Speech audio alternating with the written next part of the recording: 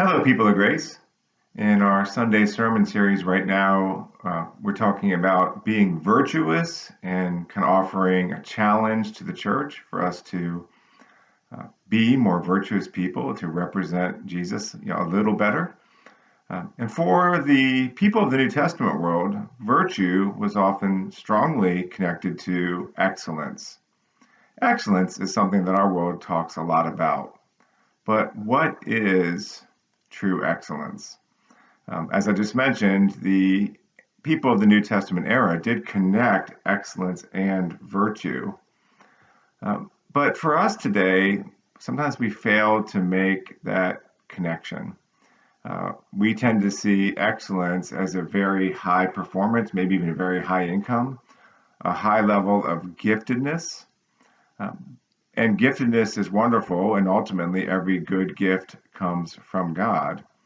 But for us, because of our sinfulness, and maybe even just as much or more because of our brokenness and our woundedness, giftedness can be a trap, especially if you're gifted in fields of knowledge.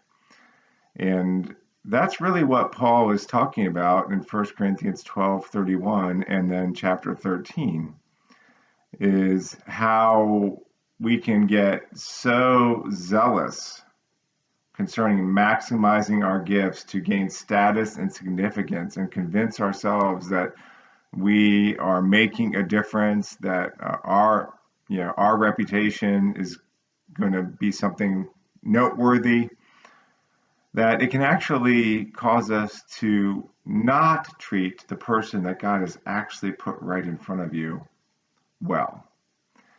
So giftedness becomes a trap, and that's what was happening to the Corinthians all the way through 1 Corinthians chapter 12, and the thing that Paul is trying to challenge them about, saying, okay, be zealous, be passionate, have a drive to excel, but knowledge puffs up and love builds up.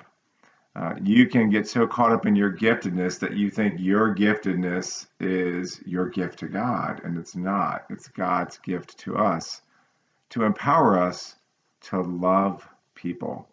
And that's where Paul makes that transition at the end of chapter 12 and the beginning of chapter 13.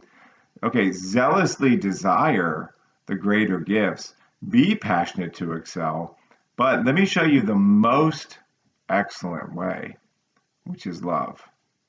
And God is the source of love.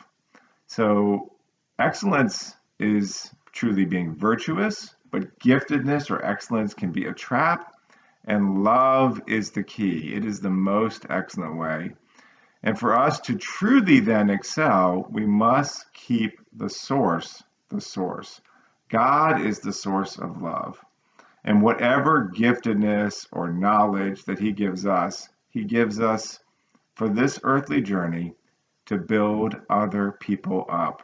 It's our own woundedness, our own insecurity that makes us such socially needy creatures. We are social beings. We need other people. But we really get hung up on status, on being noticed, on making my mark, on chasing significance. And really, we just need to come to a place of rest in the love that God has for us and get out of our own way so that we can just love people. Having a meaningful life is clearly laid out for us in 1 Corinthians 13. And it's not about knowledge. It's not even about having some crazy level of faith, as wonderful as that would be. It's about loving people.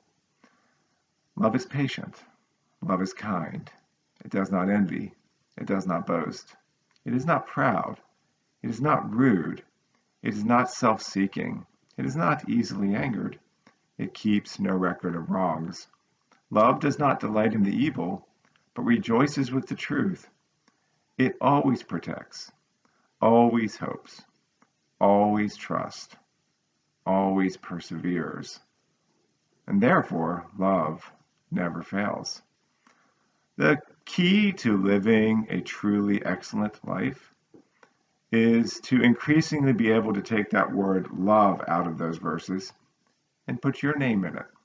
So if Conrad is patient, if Conrad is kind, if he does not envy, if I do not boast, if I'm not proud, if I'm not rude, if I'm not self-seeking, if I'm not easily angered, if I keep no record of wrongs, if I do not delight in evil, but I rejoice with the truth, even if it's painful, if I always protect, always have enough faith to choose to trust, always hope, always persevere, I never fail.